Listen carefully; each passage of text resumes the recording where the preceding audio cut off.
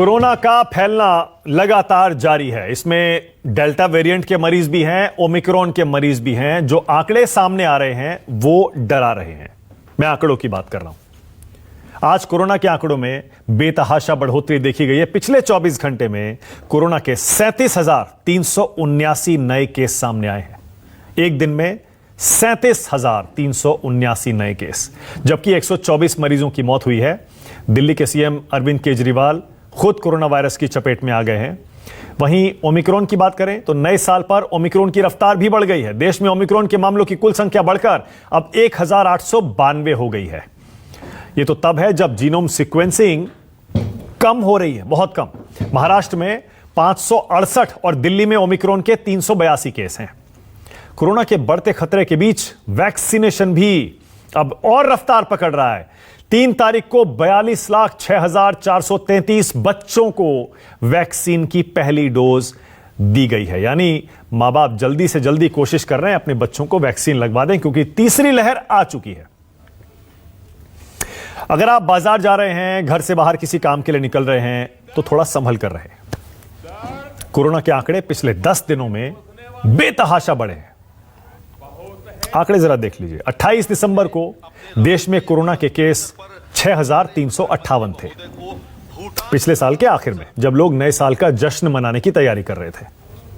28 दिसंबर 6,358 आंकड़ा याद रखिएगा। 28 दिसंबर का 6358। 29 दिसंबर को 9,195। 29 दिसंबर को 9,195 आंकड़े अभी आपको दिखाता हूं ऊपर। यह देखिए, 29 तारीख को 13,154, 30 तारीख को 16,000 और यह देखिए 3 तारीख को 37,000। इस रफ्तार से बढ़े हैं ये आंकड़े। 13, 16, 22 3 दिन में। उसके बाद 27, 33 और अब 33,379 केस हैं। ये आंकड़े आपको डराने के लिए हम नहीं बता रहे हैं, सिर्फ इसलिए कि आप ध्यान रखें। नेताओं को तो पड़ी नहीं है। चुनावी रैलियां दबादब कर रहे हैं सारे नेता, सारी पार्टियां। अब पिछले 24 घंटे में 37,379 केस मिले हैं। खुद नेता भी इसकी चपेट में आ रहे हैं। मुख्यमंत्री अरविंद केजरीवाल कोरोना पॉजिटिव हो गए। उन्होंने ट्वीट करके बताया उन्हें हल्के लक्षण हैं और वो खुद को आइसोलेट कर चुके हैं। पंजाब के 3 दिन के दौरे से अरविंद केजरीवाल वापस आए हैं। उसके बाद उन्होंने कोरोना टेस्ट कराया तो पॉजिटिव आए। दिल्ली बीजेपी के नेता मनोज तिवारी को भी कोरोना हो गया है। मनोज तिवारी ने भी ट्विटर पर यह जानकारी दी है। इससे पहले प्रियंका गांधी के परिवार में भी एक सदस्य कोरोना पॉजिटिव आया था, जिसकी जानकारी प्रियंका ने ट्वीट करके दी थी। यह अरविंद केजरीवाल का ट्वीट है। अरविंद केजरीवाल कह रहे हैं जो लोग पिछले कुछ दिनों से मेरे संपर्क में आए हैं वो खुद को अलग करें, आइसोलेट करें, अपना टेस्ट करवा लें।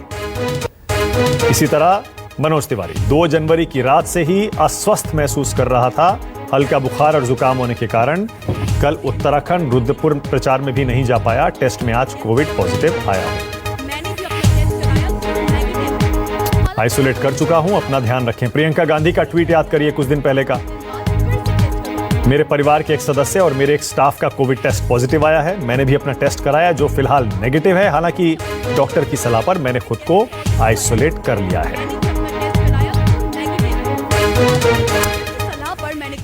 तीसरी लहर एक सच्चाई है, इसका सामना करना पड़ेगा।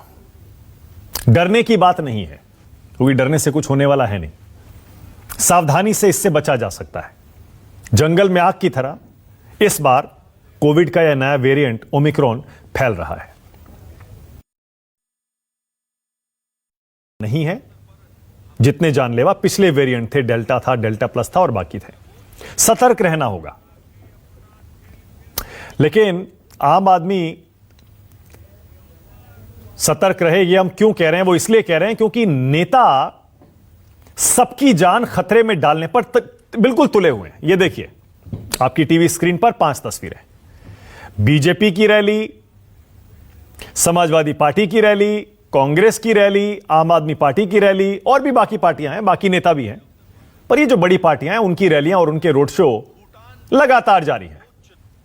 कोई रोक टोक नहीं है, कोई फिक्र नहीं है, ना अपनी, ना रैली में आने वाले लोगों की, ना उनके घर वालों की, उनके पड़ोसियों की, ना अपने शहर की, अपने राज्य की, और ना ही अपने देश की।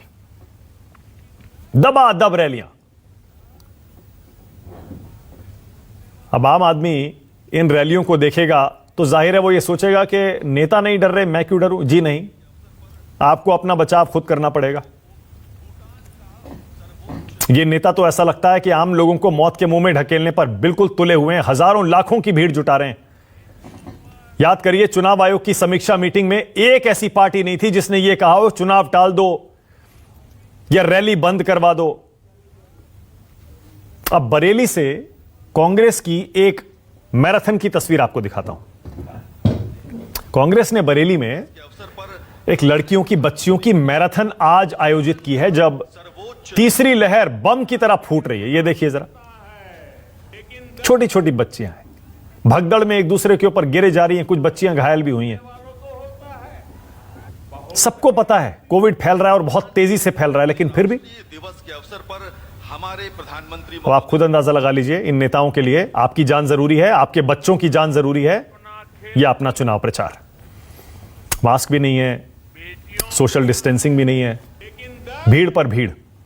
इसीलिए राष्ट्र की बात में आज बड़ा सीधा सवाल पूछ रहा हूं मैं, क्या चुनावी रैलियों से कोविड फैला रहे हैं नेता?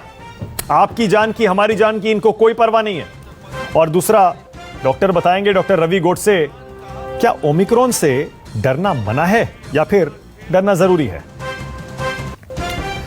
राष्ट्र की बात में आज मेरे साथ बीजेपी की तरफ से गुरु प्रकाश, कांग्रेस की तरफ से मुकेश शर्मा, समाजवादी पार्टी की तरफ से डॉक्टर अजीज खान, आम आदमी पार्टी से जास्मीन शाह और डॉक्टर रवि गोडसे जुड़ गए हैं, जो कि डायरेक्टर ऑफ डिस्चार्ज प्लानिंग है, पेंसिल्वेनिया, यूएस में रहते हैं, दिल हिंदुस्तान में बसता है, इंटरनल मेडिसिन स्पेशलिस्ट हैं और कोविड पर बहुत खुलकर भविष्यवाणी भी करते हैं और अपनी बात भी कहते हैं। आप सभी का स्वागत।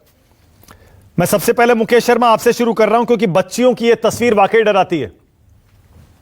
बरेली में आपकी पार्टी, आपके नेताओं ने एक मैराथन आयोजित की है, छोटी छोटी बच्चियां दौड़ रही हैं, उसमें एक दूसरे के ऊपर गिर रही हैं।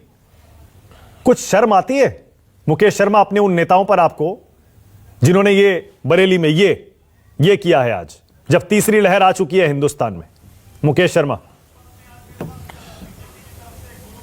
मानक जी, मुझे खुशी है कि आप मुझसे ऐसे सवाल कर रहे हैं जैसे देश की सरकार कांग्रेस चला रही है। आपके मुंह में घी शिक्कर, आप हमें सरकार दिलवाइए, फिर मैं हर चीज का जवाब देने के लिए तैयार हूं।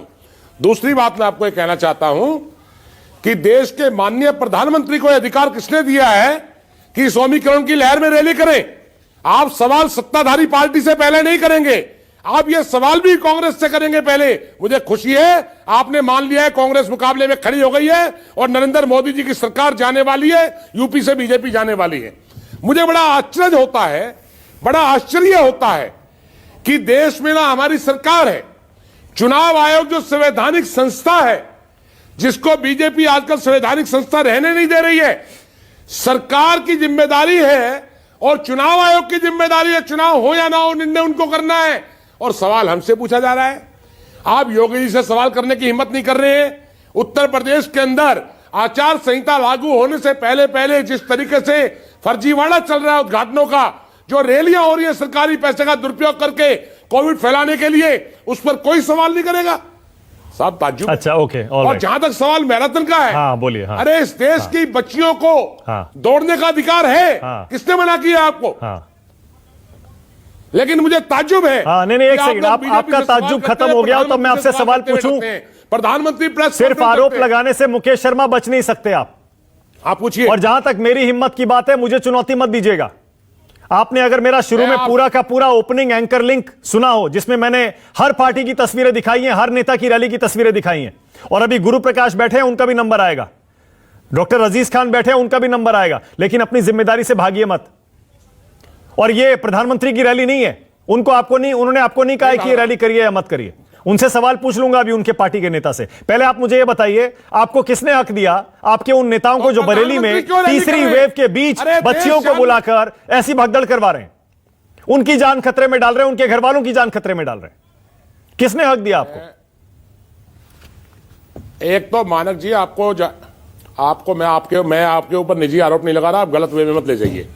मेरा सवाल यह है कि देश के प्रधानमंत्री जो देश की जनता के लिए उदाहरण है, देश की जनता प्राइम मिनिस्टर को फॉलो करती है, जब इसके देश के प्रधानमंत्री गैर जिम्मेदार रवैया अपनाएंगे, इस देश में चुने हुए मुख्यमंत्री गैर जिम्मेदार रवैया अपनाएंगे, तो आप एक आम आदमी से क्या उम्मीद कर सकते हैं? मेरा सवाल यह है। और मैं कहना चाहता हूं, पिछली बार भी हुआ यही था बंगाल के अंदर, हम कहते रहे आप वर्चुअल रैली करें, प्रधानमंत्री जी ने किसी की नहीं सुनी है। और ठीक वही हालात है, जो प्रिंसिपल, जो एग्जाम्पल देश के प्रधानमंत्री सेट कर रहे हैं, देश के लोग प्रधानमंत्री को फॉलो करते हैं। आपने अभी अभी कहा प्रधानमंत्री और चुने हुए मुख्यमंत्री, मन की बात यह है, प्रधानमंत्री और चुने हुए मुख्यमंत्री, यानी आप अरविंद केजरीवाल पर भी आरोप लगा रहे हैं कि वो भी कोरोना फैला रहे हैं। जी, मैं जिम्मेदारी से कहना चाहता हूं, जो चुनाव मैं जब तक 20 साल मैं एमएलए था तो मेरी कॉन्स्टिट्यूंसी के लोग मुझे फॉलो करते थे। मैं जो कर रहा हूं, मुझे यह कहने का अधिकार नहीं था अगर मैं गलत कर रहा हूं कि तुम गलत मत करो। अरे जब मैं खुद गलत कर रहा हूं, देश के प्रधानमंत्री की और चुने हुए मुख्यमंत्री, चाहे वो कांग्रेस के हो चाहे कोई भी हो, जो चुने हुए मुख्यमंत्री हैं, चाहे केजरीवाल जी हो, अच्छा, ओके, मतलब इसका मतलब मुकेश जी, ये हुआ, उसके बाद जा रहा हूं गुरु प्रकाश के पास और बाकी मेहमानों के पास। इसका मतलब ये हुआ, जो ये नया वेरिएंट है ओमिक्रॉन या पुराना वाला, जो दोनों फैले हुए हैं, वो चुने हुए मुख्यमंत्री और चुने हुए प्रधानमंत्री की रैली में तो फैलेंगे, लेकिन बाकी दल जो रैली करेंगे उसमें वो नहीं फैलेंगे, उनको छोड़ देंगे, बोलेंगे नहीं यहां नहीं जाएंगे क्योंकि यहां पर चुने हुए नेता रैली नहीं कर रहे। ऐसा क्या? मैंने कहा है प्रधानमंत्री को लोग फॉलो करते हैं, प्रधानमंत्री को लोग फॉलो करते हैं। क्यों नहीं प्रधानमंत्री आदर्श स्थापित करते हैं? क्यों नहीं वर्चुअल रैली करते हैं? वो गुरु प्रकाश बोलिए, पार्टी वर्चुअल रैली शुरू करेंगी। गुरु प्रकाश बोलिए, क्यों हजारों लाखों की भीड़? प्रधानमंत्री आपके, गृह मंत्री आपके, बीजेपी के अध्यक्ष आपके, मुख्यमंत्री यूपी, उत्तराखंड, गोवा, मणिपुर, पंजाब, हर जगह जुटा रहे हैं। ये तीसरी लहर नहीं तो और क्या है गुरु प्रकाश? क्यों सबकी जान खतरे में डाल रहे हैं आप लोग? देखिए मानक जी, ऐसा है कि मुझे अच्छे से याद है कि आज से लगभग 6-7 महीने पहले आपका 5 बजे का ही शो था और हम भी इस शो पे थे और आपने वैक्सीनेशन को लेकर के हमसे चुनौतीपूर्ण सवाल किया था और हमने कहा था कि 100 करोड़ से अधिक डोज हम भारतवासियों को लगाएंगे। आज जो हमारे सामने आंकड़ा है, मानक आप भी जानते हैं, 90% लोगों को पहला डोज लग चुका है, 65% लोगों को दूसरा डोज लग चुका है, जहां तक चुनावी रैलियों की बात है। देखिए मानक, आप चौथा स्तंभ हैं, हम लोग सरकार में हैं, हम रूलिंग पार्टी के प्रतिनिधि के रूप में यहाँ आए हैं। लोकतंत्र में, डेमोक्रेसी में चुनाव एक बहुत ही महत्वपूर्ण भूमिका निभाता है और पूरे विश्व में अगर हमारा सॉफ्ट पावर कोई है, हमारा सॉफ्ट पावर हमारी डेमोक्रेसी है और इलेक्शंस के बिना डेमोक्रेसी नहीं होती है।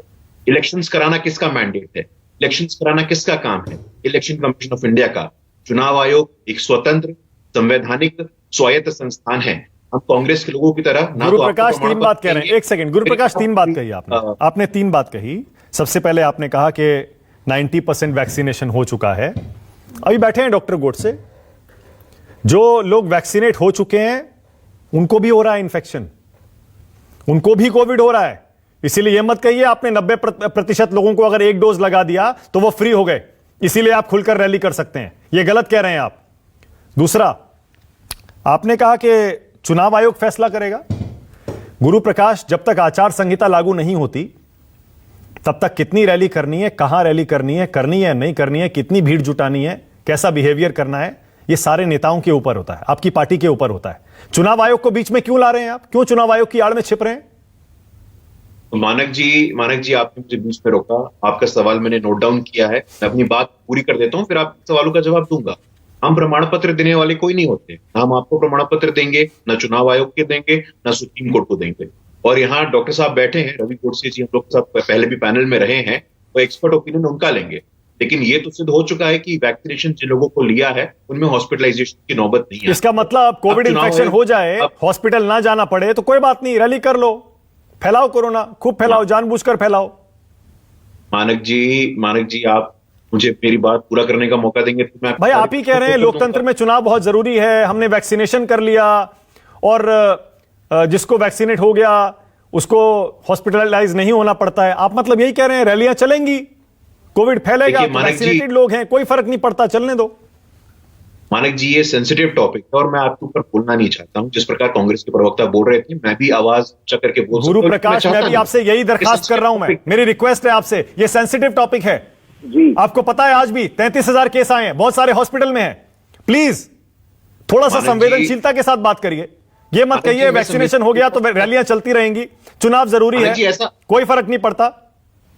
मानक जी, आप मुझे बीच में रोक रोक के बोलते रहेंगे तो इसका ये अर्थ थोड़ी ना है कि मैं जो बोल रहा हूं वो आप बोल लेंगे। मैंने ऐसा कब कहा कि रैलियां चलती रहनी चाहिए? लेकिन मैंने ये कहा है कि चुनाव आयोग का मैंडेट है और चुनाव आयोग ने यूनियन हेल्थ सेक्रेटरी के साथ बैठक की, आपको पता होगा। चुनाव आयोग ने सारे के सारे पॉलिटिकल पार्टी के डेलीगेशन के साथ बैठक की, आपको पता होगा। फिर चुनाव आयोग को तय करने दीजिए ना। एक और बात से मैं अपनी बात समाप्त करूंगा, आप बीच में बोले उससे पहले। केंद्रीय मंत्री जी गजेंद्र सिंह शेखावत जी का क्या बयान आया था पंजाब में? उन्होंने कहा है कि यदि चुनाव आयोग बोलता है तो हम वर्चुअल रैली के लिए तैयार हैं। थोड़ा पीछे जाइए, 2020 में बिहार का विधानसभा चुनाव हुआ था। उस समय किस पार्टी ने नवाचार का विरोध किया था?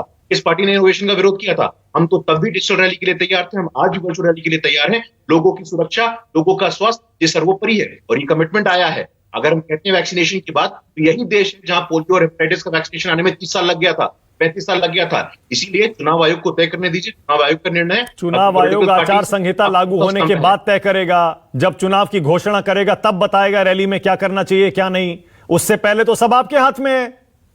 गलत कह रहा हूं तो बता दीजिए।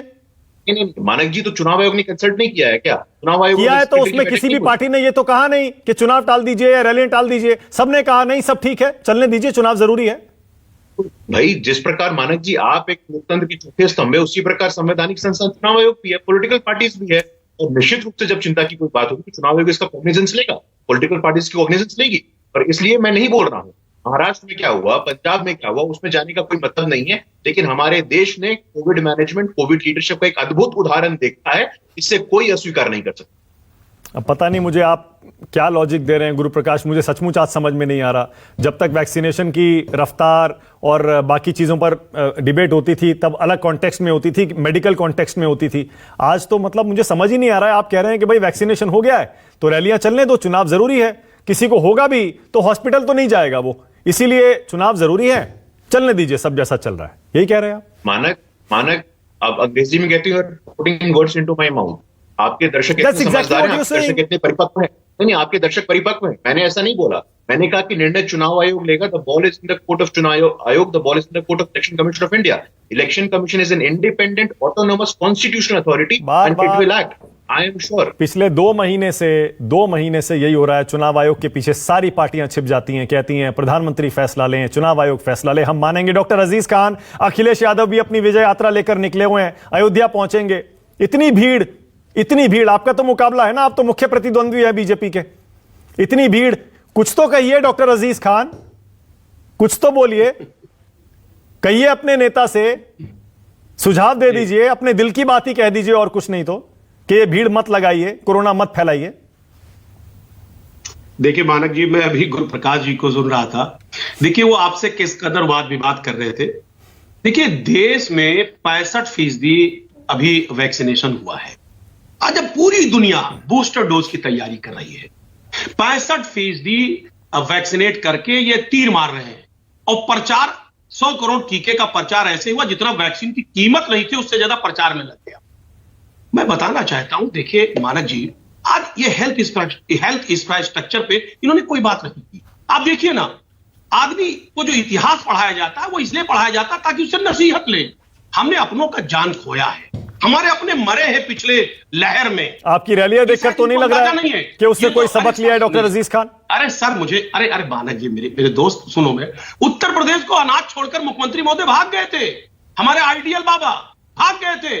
देख रहे हैं आप कह रहे रैलियां। अरे साहब रैलियां का मामला नहीं है। रात में हमारे यहाँ बड़े नेता जो बीजेपी के हैं वो संदेश देते हैं, देश के नाम संबोधन देते हैं और दिन में रैलियां करते हैं। आप देखिए ना इस बात को। और हेल्थ इंफ्रास्ट्रक्चर पर इन्होंने कितना काम किया ये बताए ना। आज प्राथमिक स्वास्थ्य केंद्र जितने पूरे उत्तर प्रदेश में है। डॉक्टर अजीज खान, मेरा सीधा सवाल है आपसे, मैं बाकी 2 लोगों से पूछ चुका हूं, मैं आपसे भी पूछ रहा हूं। डॉक्टर अजीज खान सीधे कहिए ना, आप तो डॉक्टर हैं सर, मुद्दे पे आऊंगा। आप तो डॉक्टर हैं सर, मुद्दे पे आइए ना, बताइए ना। ये रैलियां ठीक है, चलनी चाहिए ऐसे ही। और क्या आपकी रैली में कोरोना नहीं होता है क्या? वहां नहीं फैलता है? सर कोरोना तो किसी के भी रैली में होगा। हाँ, लेकिन आज उत्तर प्रदेश में शासन सत्ता किसका है? कौन रैलियों का भरमार कर रहा है? आज कोटेदार से लेकर प्रधान तक कर पर दबाव बनाया जा रहा है। कभी कभी तो कहते हैं कि देखिए हमारी रैलियों में कितनी भीड़ आ रही है, इसी से अंदाजा लगा लीजिए। ये समाजवादी पार्टी रैली की तस्वीर है, ये देखिए। कभी कभी आपके नेता सोशल मीडिया पर और मीडिया में आकर क्या कहते हैं? कहते हैं जरा हमारी रैलियों की भीड़ देखिए, इस बार और मुकाबले में कोई है ही नहीं, सिर्फ हमें।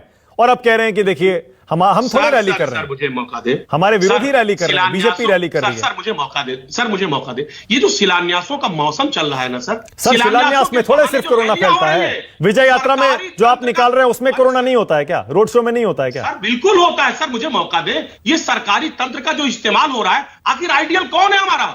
उत्तर प्रदेश के मुख्यमंत्री है, देश के प्रधानमंत्री है। आखिर जब वो ऐसी स्थिति पैदा करेंगे तो हम लोग तो उनके फॉलोअर हैं। आप देख रहे हैं कि कैसी रैलियां हो रही हैं, पूरा कैबिनेट उत्तर प्रदेश में उतार दिया गया है। नहीं, मुझे समझ नहीं आता। कभी तो कहते हैं देखिए बीजेपी की रैली में भीड़ नहीं आ रही, अब कह रहे हैं कि वो हमारे आइडल हैं, हम उनको फॉलो करते हैं। डॉक्टर अजीज खान, अच्छा ओके ऑल राइट, एक काम करते हैं डॉक्टर अजीज खान, वाद विवाद बहुत हो गया, एक काम करते हैं। आप तो डॉक्टर हैं, फिर से कह रहा हूं डॉक्टर हैं आप तो, आपसे बेहतर कौन समझता होगा। तीसरी लहर आ गई ना, खतरा है ना, इतना तो आप मानेंगे ना, सावधानी बरतनी चाहिए ना, इतना तो मानेंगे ना।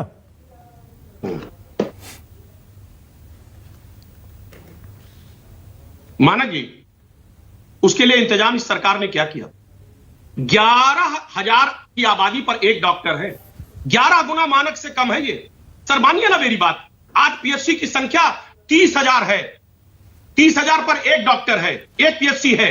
मैं कहना चाह रहा हूं चाल, और यहां पर जो स्थिति है वो है आपकी 44,000 पर एक पीएचसी है। स्टैंडर्ड मानक क्या है ना सर, 30,000 पर एक पीएचसी। कितना इन्होंने स्वास्थ्य इंफ्रास्ट्रक्चर में काम किया बीजेपी ने? बताए ना सर, दवाइयां नहीं है पीएचसी। आप मेरा जवाब ही नहीं दे रहे, मैं पूछ रहा हूं सर, आप बता दीजिए ना थोड़ा सा, तीसरी लहर आ गई है नहीं आ गई है, और कितना खतरा गंभीर है बता दीजिए। या तो आप भी कह दीजिए, गुरु प्रकाश की तरह कह दीजिए, आप भी कोई खतरा नहीं है कह दीजिए। सर मैं जिम्मेदार शख्स हूं, मैं समझता हूं इन परिस्थितियों को और हम मानते हैं इस बात को, लेकिन हकीकत यह है कि आज सत्ताधारी पक्ष के लोग पूरी तरह से बौखलाए हुए। अरे सर, आपकी रैलियों की जिम्मेदारी सत्ताधारी पक्ष पर क्यों डाल रहे हैं? आपकी रैलियों की अपनी जिम्मेदारी तो लीजिए डॉक्टर अजीज खान। सर इनके रेज्यूम में लाशें बही हैं, ढकी गई हैं लाशें, दफनाई नहीं जा सकी हैं। उत्तर प्रदेश को ये देखिए, ये समाजवादी पार्टी रैली की तस्वीर भी दिखा रहा हूं, ये देखिए जरा, हजारों लाखों की। ये आज का नहीं है सर, आज की रैली अरे सर आज की नहीं है, कल की दिखा दूंगा। और अभी आपका जो विजय यात्रा है वो अयोध्या भी जाने वाली है। अरे उसका भी एक विजुअल दिखा दीजिए सर, उसका भी विजुअल दिखाइए। हम तो लोग सर सबका दिखा रहा हूं मैं, आप स्क्रीन पर नजर डाले रखिएगा, सबकी आएगी, सबकी तस्वीर आ रही है। फॉलो करते हैं जास्मीन शाह, फॉलो करते हैं लोग। जास्मीन, अब तो खुद मुख्यमंत्री को कोरोना हो गया भाई। अब तो जास्मीन इस बात को हमें स्वीकार कर लेना पड़ेगा, आपकी दिल्ली की सरकार ने वीकेंड कर्फ्यू लगा दिया, नाइट कर्फ्यू पहले से लगा हुआ है, और डेली पॉजिटिविटी रेट के हिसाब से हम ग्रैप के मुताबिक रेड अलर्ट, रेड लेवल में चले गए हैं। तो जास्मीन अब तो हमको यह मानना पड़ेगा ना कि ये रैलियां वैलियां अब हमको बंद कर देना चाहिए भाई। क्यों अपनों के साथ हम दूसरों की भी जान खतरे में डाल रहे हैं? मानक, हमारे स्टेट यहाँ पे जो संविधान में सिस्टम है, हर स्टेट की जो पैंडेमिक कंट्रोल की जिम्मेदारी उस स्टेट के मुख्यमंत्री की, और उस मैटर में अगर आप देखें तो दिल्ली सरकार और केजरीवाल सरकार सबसे ज्यादा इसके लिए प्रतिबद्ध है और तैयार। आपको याद होगा सबसे पहले एम्बर अलर्ट जो जारी करने वाली सरकार थी दिल्ली सरकार थी। हमने नाइट कर्फ्यू लगाया, कई सारे रिस्ट्रिक्शंस लगाए, गैदरिंग्स, ऐसी जो आप मेजर गैदरिंग्स देख रहे हैं कई स्टेट्स में, वो दिल्ली में 2 या 3 हफ्तों से बंद हो चुकी है। हमारे दिल्ली सरकार के कई प्रोग्राम्स कैंसिल हुए क्योंकि लोगों की जान सबसे ज्यादा जरूरी।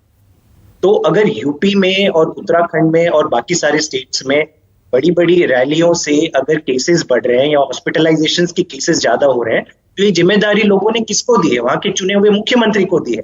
और अगर वो कोई भी प्रकार की पाबंदियां लगाने से हट रहे हैं तो वो अपनी जिम्मेदारी से मतलब यानी कि आम आदमी पार्टी दिल्ली के लोगों के प्रति जवाबदेह है, दिल्ली के लोगों की जान बचाना चाहती है, उनकी सुरक्षा करना चाहती है, पर उत्तर प्रदेश, उत्तराखंड, पंजाब, वहां के लोगों की जान की जिम्मेदारी वहां की सरकारों पर है। आम आदमी पार्टी को वहां के लोगों की जान की चिंता नहीं है।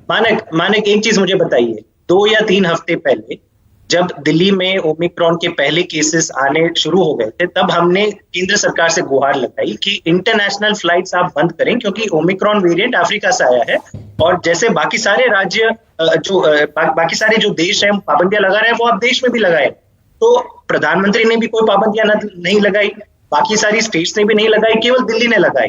और हॉस्पिटल इंफ्रास्ट्रक्चर की बात करें तो दिल्ली भी बहुत अच्छी तरह से मजबूती से तैयार है। हमारे 37,000 बेड्स तैयार हैं, बल्कि आज की हॉस्पिटलाइजेशन रेट केवल 500 बेड है। तो ये भी है कि ओमिक्रॉन वेरिएंट पे हम सब जानते हैं कि ये फैलता तो बहुत फास्ट है, बहुत ही चिंताजनक है, लेकिन हॉस्पिटल एडमिशंस इतनी तेजी से नहीं बढ़ रहे हैं। लेकिन अगेन मैं यही कहूंगा कि हर स्टेट की जिम्मेदारी है, वहां की चुनी हुई सरकार की जिम्मेदारी है। आप ये तो एक्सपेक्ट नहीं कर सकते ना कि वहां पे बीजेपी और कांग्रेस रैलियां करती जाएगी और आम आदमी पार्टी और बाकी पार्टियां केवल नजारा देखेंगी। तो ये हमें तय करना होगा कि प्रधानमंत्री की जिम्मेदारी है, या तो प्रधानमंत्री एक लॉ या एक रूल ला दे कि ऐसी कोई भी गैदरिंग नहीं होगी जिसमें इतने जने से ज्यादा लोग नहीं होंगे, या तो वहां की स्टेट सीएम कुछ अनाउंस करे। लेकिन हम देख रहे हैं कि सबसे अव्वल जो रूल ब्रेक करने में है वो हमारे प्रधानमंत्री है। वो G20 भी जाते हैं तो केवल वो ही है जो मास्क हटा के बैठते हैं, बाकी सारे देश के नेता है वो मास्क के बिना नहीं बैठते कहीं पे। तो आपने देखा पता है डेल्टा वेव में क्या हुआ हमारा, मुझे बताइए। डेल्टा वेव में वेस्ट बंगाल में जो रैलियां हुई और हमारे प्रधानमंत्री ने कहा कि मैं खुश हो गया हूं इतने लोगों को देखे उस दिन, और उस टाइम पे हर दिन हजारों और लाखों लोग मर रहे थे देश में। ओके, फिर भी प्रधानमंत्री अब कांग्रेस कहती है प्रधानमंत्री की जिम्मेदारी, चुने हुए मुख्यमंत्री की जिम्मेदारी अरविंद केजरीवाल पर निशाना। समाजवादी पार्टी कह रही है कि प्रधानमंत्री की जिम्मेदारी, मुख्यमंत्री योगी आदित्यनाथ की जिम्मेदारी। गुरु प्रकाश कह रहे हैं कि चुनाव जरूरी है, वैक्सीनेशन में हमने अच्छा काम किया है। आम आदमी पार्टी कह रही है जहां जहां राज्यों में चुनाव है वहां के मुख्यमंत्रियों की जिम्मेदारी। अरे भाई, इसी देश की जनता है और ये पूरे देश में फैल रहा है, किसी एक राज्य में नहीं फैल रहा है। इसका जहां चुनाव है वहां की रैलियों से अगर कोविड फैलेगा तो सिर्फ उस राज्य में नहीं फैलेगा, पूरे देश में फैलेगा। डॉक्टर रवि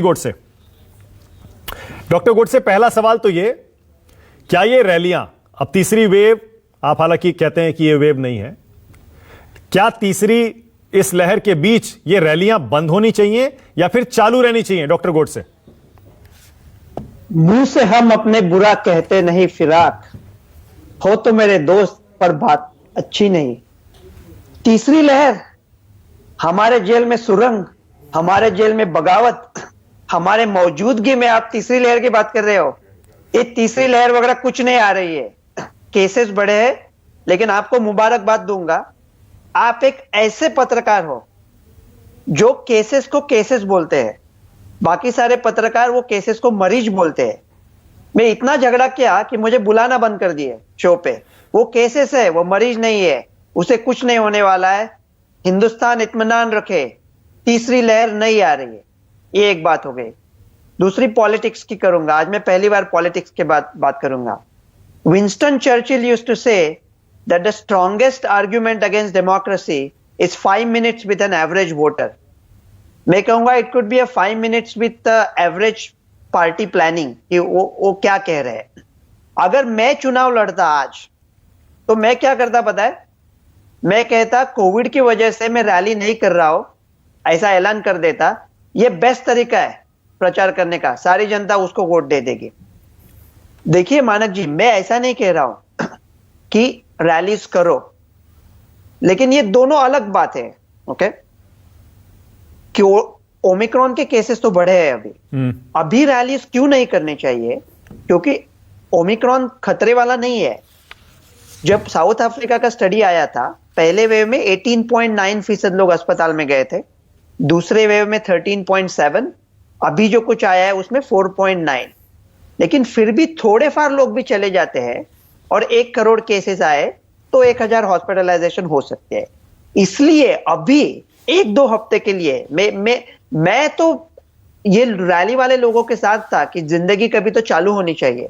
लेकिन अभी मैं कहूंगा, मेरा खुद का प्रेडिक्शन है कि 1 जुलाई को ये खत्म हो चुका है। ये अभी एंडेमिक है, ये पैंडेमिक नहीं है। लेकिन ओमिक्रॉन की लहर नहीं, केसे मैं भी लहर कहने लगा, आपके चक्कर में आ गया। तो ऐसे जो केसेस आ रहे हैं उसके वजह से 1-2 हफ्ता आप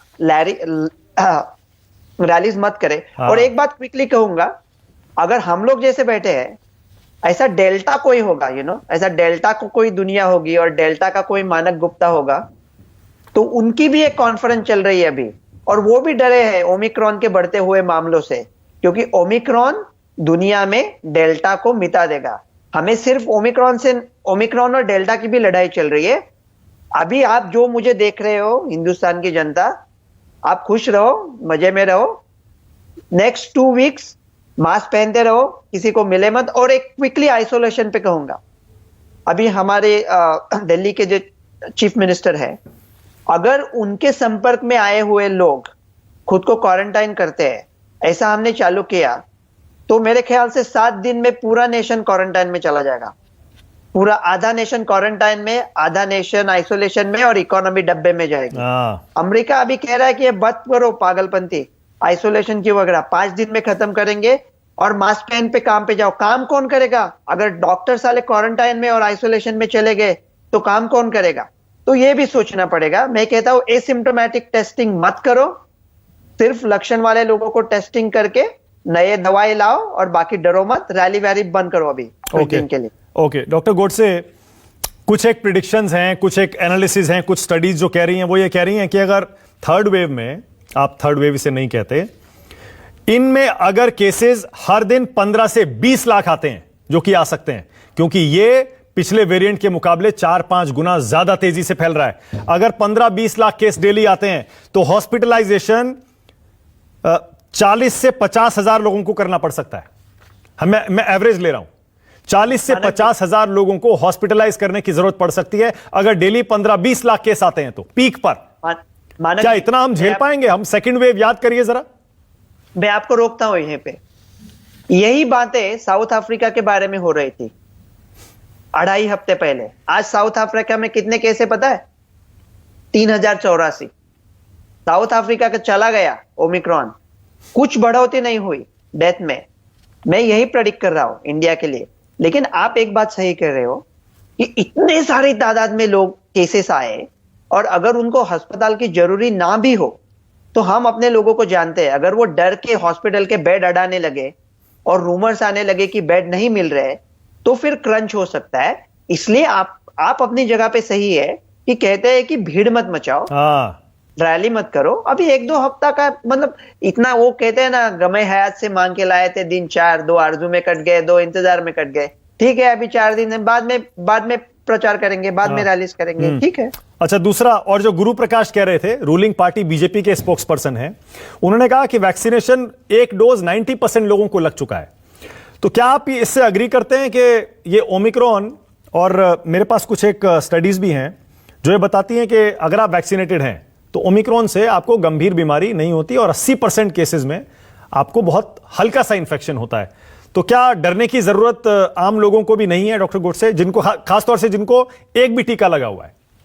आप स्टडी बराबर कोट नहीं कर रहे मानक जी। हाँ, जिनको 3 टीके लगे हैं उनको 81% कम प्रभाव है राइट, ओमिक्रॉन का। जिनको 2 टीके लगे हैं उनको 60%। एक टीके का कोई अभी आंकड़ा नहीं है। लेकिन मैं एक कहूंगा, दूसरी लहर में इतने सारे भारतीय संक्रमित हुए थे कि एक डोज और ओमिक्रॉन का नैसर्गिक इन्फेक्शन पकड़ लिया, हाँ, तो वो ऑलमोस्ट 2 डोज के बराबर है। ओके। इसके वजह से 60 to 65%। तो अभी मुझे ना एक थिन लाइन चलनी है। मुझे इनको कहना है रैली मत करे, ओके, लेकिन मुझे यह भी कहना है कि जो लोगों को सिर्फ अभी तक एक डोज नसीब हुआ है वो डरे नहीं। ओके, उनको शायद नैसर्गिक इन्फेक्शन भी हुआ था, इसलिए वो सीरियस डिसीज से महफूज है। मैं रूलिंग पार्टी को एक आइडिया बताता हूं अभी। 90% लोगों को एक टीका है ना, और 60% लोगों को, ऑलमोस्ट 30 करोड़ लोग हैं जिनको दूसरा टीका लगना है।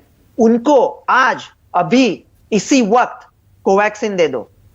पहला डोज कोविशील्ड, कोवैक्सीन दुनिया का, विश्व का सबसे बेहतरीन मिक्स एंड मैच होगा, और 10 दिन में हम लोग 30 करोड़ लोग डालेंगे। इंडिया नंबर 1 का इकोनॉमिक पावर हो जाएगा 6 महीने में। लिख के देता हूं। Okay, all right, okay. Doctor Godse, एक चीज और बताइएगा। अब इंडिया में 15 से 18 साल के बच्चों का, हालांकि उन्हें बच्चे कहना गलत होगा, किशोर कह सकते हैं, उन लोगों का वैक्सीनेशन शुरू हो गया है, बड़े बच्चों का, और अच्छे खासे तादाद में पहले दिन वैक्सीनेशन हुआ है। क्या क्योंकि बच्चों में फैल रहा है ओमिक्रॉन, क्या जिन घरों में बच्चे हैं उनको भी डरने की जरूरत नहीं है और वैक्सीनेशन जल्दी से करवा लेना चाहिए?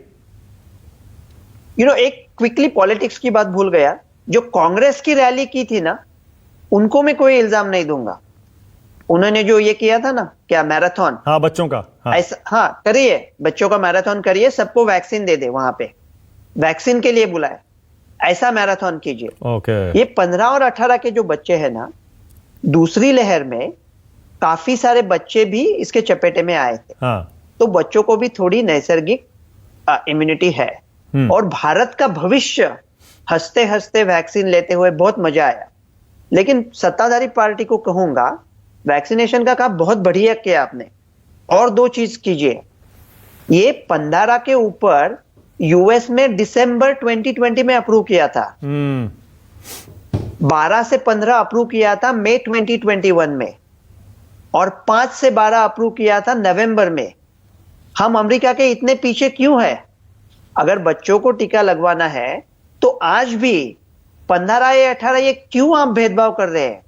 गुरु प्रकाश, 5 से 15 बहुत सेफ है वैक्सीन। अगर आपको नहीं लगते सेफ है तो माँ बाप डिसाइड करने दे, माँ बाप दे देंगे वैक्सीन। आप दे दो। कोवैक्सीन का डेटा अक्टूबर 5 को आया है। अब क्या सोच रहे हो? 2 महीना हो गया।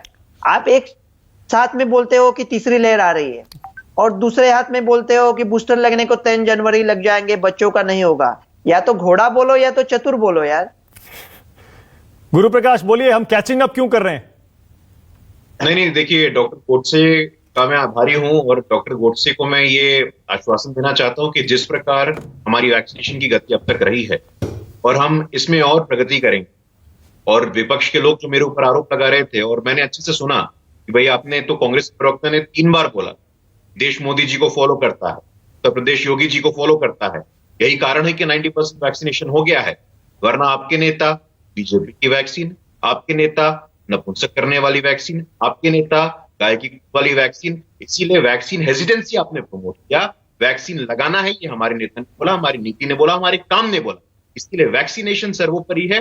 और आने वाले समय में हम ये सुनिश्चित करना चाहते हैं कि चुनाव आयोग पे भरोसा रखना चाहिए। मानक, मैं अपने डिबेट की शुरुआत से ये कह रहा हूं, चुनाव आयोग हो, हेल्थ डिपार्टमेंट हो, पॉलिटिकल पार्टी हो, किसी भी चुनाव में ये रेलेवेंट स्टेक होल्डर्स होते हैं, और ये रेलेवेंट स्टेक होल्डर भी आपस में कंसल्टेशन कर रहा है। ये जो 4 लोग बैठे हैं, ये रेलेवेंट स्टेक होल्डर के प्रवक्ता ही है ना? कांग्रेस के प्रवक्ता, समाजवादी पार्टी के प्रवक्ता, आम आदमी पार्टी के प्रवक्ता, बीजेपी के प्रवक्ता। आपकी तो 2 सरकार है, केंद्र में और यूपी में। डॉक्टर गोडसे की बाकी बातों से तो आप सहमत हो गए, लेकिन आपने ये बात नहीं सुनी कि रैली कुछ दिन बंद करवा दीजिए। क्या दिक्कत है? नहीं, देखिए डॉक्टर गोडसे की बातों को हमने सुना है, और निश्चित रूप से चुनाव आयोग इसको कंसिडर भी करेगा। चुनाव आयोग और पॉलिटिकल पार्टी सब यहाँ बैठे हैं, डेफिनेटली इसको कंसिडर करेंगे। लेकिन जो राजनीतिक लीपापोती होती है, अभी समाजवादी पार्टी के प्रवक्ता हमारे ऊपर आरोप लगा रहे थे, मैं बोलना नहीं चाहता था, लेकिन आपके ही नेता थे कि बीजेपी की वैक्सीन है, आपने वैक्सीन हेजिटेंसी को प्रमोट किया, तब आपको दिक्कत नहीं हुई। कांग्रेस के प्रवक्ता कह रहे थे भाई सबसे ज्यादा मौतें कहां हुई हैं? आपके शासित प्रदेश में हुई हैं। मैं नहीं बोलना चाहता था। राजस्थान में वैक्सीन को कूड़े के डब्बे में फेंक दिया गया, पंजाब में वैक्सीन करप्शन का केस सामने आया। इसलिए मुद्दा ये नहीं है, मुद्दा संवेदनशीलता का है, मुद्दा लोगों की सुरक्षा का है, मुद्दा लोगों के स्वास्थ्य का है। इसीलिए क्या हुआ था, राइटर की पिक्चर बता रही है। आप देखिए, आपको जनता जवाब दे चुकी है, आपको जनता जवाब दे चुकी है, आपको जनता जवाब दे चुकी है। 10 सेकंड दीजिए सर। आपने फिर आप बीच में बोल रहे हैं बीजेपी। डॉक्टर गोडसे ने एक और बात कही। डॉक्टर गोडसे ने एक और बात कही। गुरु प्रकाश कह रहे हैं इलेक्शन कमीशन डिसाइड करेगा। मुकेश शर्मा, डॉक्टर अजीज खान, जास्मिन, आ रहा हूं आपके पास भी। मुकेश शर्मा पहले आप। डॉक्टर गोडसे कह रहे हैं इस समय अगर आपने वो जो मैराथन बरेली में की है वो वैक्सीनेशन के लिए करवाई होती मैराथन तो बहुत बढ़िया होता। वो कह रहे हैं कि इस समय जो पार्टी ये कहेगी कि मैं रैली नहीं करता हूं, वर्चुअल करूंगा, वो लोगों के बीच कितना बढ़िया संदेश देगी। मुकेश शर्मा, जरा सोचिए इस बारे में। मानक जी, एक तो मैं साफ कर दूं, हमारा डेमोक्रेसी में पूरा विश्वास है, संवैधानिक संस्थाओं में विश्वास है। चुनाव आयोग जो निर्णय करेगा, कांग्रेस पार्टी उस निर्णय के साथ खड़ी है। दूसरी बात, जहां तक डॉक्टर गोडसे ने कहा है, मैं उनको बड़ी गंभीरता से सुन रहा था क्योंकि डॉक्टर हैं वो, और बहुत अच्छे मैं समझता हूं कवि भी हैं वो। अब वो डॉक्टर गोडसे के तमाम आकलन सुनने के बाद तो मैं महसूस कर रहा हूं सिर्फ मास्क लगाएं, बाकी कोई चिंता का विषय ही नहीं है। खामखा लोग डर रहे हैं, और ना कोई डराने का सवाल है। अभी योगी जी का आज मैं एक अखबार में बयान पढ़ रहा था, उन्होंने कहा कि ये तो कुछ है ही नहीं, ओमिक्रॉन तो कोई वेरिएंट वूरियंट नहीं है, कुछ नहीं है। अब ये जो अलग अलग ओपिनियंस डॉक्टर्स की आ रही हैं, इसको लेकर भी चिंता का विषय है। अखबारों में यह भी छपा है कि एम्स के डॉक्टर भी संक्रमित हो गए हैं। जिन्होंने, आपने पहले ही कहा, जिन्होंने डबल डोज ले रखी है वो भी ओमिक्रॉन की चपेट में आ गए हैं। तो ये क्लियर होना चाहिए, स्पष्ट रूप से लोगों के समक्ष आए, और हाथ धोना, मास्क लगाना, ये सब सोशल डिस्टेंसिंग, ये हर आदमी को पता है। और जहां तक रैलियों का सवाल है, देश के प्रधानमंत्री नरेंद्र मोदी जी आज घोषणा करें कि ना अब शिलान्यास होंगे, ना फर्जी रैलियां होंगी, ना फर्जी शिलान्यास होंगे, और पूरे देश की राजनीतिक पार्टियों का अपील करें। वो क्या दिक्कत है उनको? वो सबसे पहले खुद बंद करें रैलियां। मुकेश शर्मा, ओके, एक सेकंड, और मैं फिर कहना चाहता प्रकाश से जवाब लूंगा, एक सेकंड, अभी ओके, एक सेकंड में जवाब लूंगा, लेकिन आपने जो कहा ना उसका बड़ा सीधा सा जवाब है। देखिए, कोई भी चुनावों के खिलाफ नहीं है कि चुनाव नहीं होने चाहिए, चुनाव नहीं होने चाहिए। तो पार्टली कुछ हद तक गुरु प्रकाश की बात सही है, लेकिन जैसा डॉक्टर गोडसे एक एक्सपर्ट कह रहे हैं, फिलहाल कुछ दिनों के लिए रैलियां टाल देनी चाहिए, और वो इसलिए टाल देनी चाहिए क्योंकि ये 4 से 5 गुना ज्यादा तेजी से फैलता है। मुकेश शर्मा, एक सेकंड, 4 से 5 गुना ज्यादा तेजी से फैलता है। अगर लाखों की संख्या में केस आते हैं और हॉस्पिटलाइजेशन कम भी हैं परसेंटेज में, रेशो में, तब भी लाखों की संख्या में केस आए तो सोचिए कितने हॉस्पिटल बेड्स की जरूरत पड़ेगी। सोचिए जरा, ये जो लहर है ये ऐसे जाती है, बिल्कुल ऐसे सीधी ऊपर जाती है। और दूसरी लहर में हमारा एक्सपीरियंस आपको याद है ना, बेड नहीं मिल रहे थे, ऑक्सीजन नहीं मिल रहे थे, दवाइयां नहीं मिल रही थी।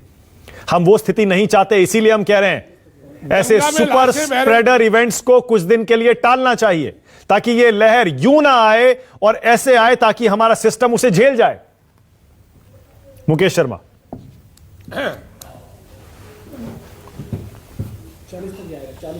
देखिए, मैं मानक जी फिर कहना चाहता हूं, रूलिंग पार्टी, देश के प्रधानमंत्री जी जो हर 2 घंटे बाद शिलान्यास कर रहे हैं, यूपी में हिली हुई है बीजेपी, इनको पता है सफाया तय है, प्रधानमंत्री जी कॉल दें और ऑल पॉलिटिकल पार्टीज की मीटिंग। ओके, गुरु प्रकाश, बहुत बढ़िया, अब तो गेंद आपके पाले में है। आप भी बंद करें। राष्ट्रीय कांग्रेस के राष्ट्रीय प्रवक्ता मुकेश शर्मा कह रहे हैं ऑल पार्टी मीटिंग बुलाइए। गुरु प्रकाश, यूपी और केंद्र में आपकी सरकार है, करिए चर्चा, क्यों नहीं आप इनिशिएटिव लेते कि चलिए वर्चुअल रैलियां करते हैं, क्या दिक्कत है कुछ दिन के लिए? देखिए मानिक जी, ऐसा है, पहले ये मना करें, ये खुद रोके अपनी रैलियां, मना करें। ये कोई शैली नहीं होती है। आपको अपने बारे में बोलने का मौका मिला तो दूसरे को सुनने का धैर्य रखिए। ये जो आपने प्रमाण पत्र बांटने की एजेंसी खोल के रखी है ना, मानिक जी मुझे मौका दे रहे थे, वक्त खत्म हो रहा है अभी आपने मानिक जी को, अब आप फिर बीच में समाजवादी संस्था, बोलिए गुरु प्रकाश, जल्दी। हाँ, प्रमाण पत्र, ये जो कांग्रेस के प्रवक्ता हैं, ये कांग्रेस के प्रवक्ता ने प्रमाण पत्र बांटने की एजेंसी दी हुई, अभी आपको दे रहे थे, डॉक्टर गोडसे को दे रहे हैं, चुनाव आयोग को देंगे, सुप्रीम कोर्ट को देंगे, प्रमाण पत्र बांटने की एजेंसी अपने पास रखी। यही अहंकार है आपका, यही अहंकार है कि देश की जनता आज आपको हाशिए पे लेकर के आई है।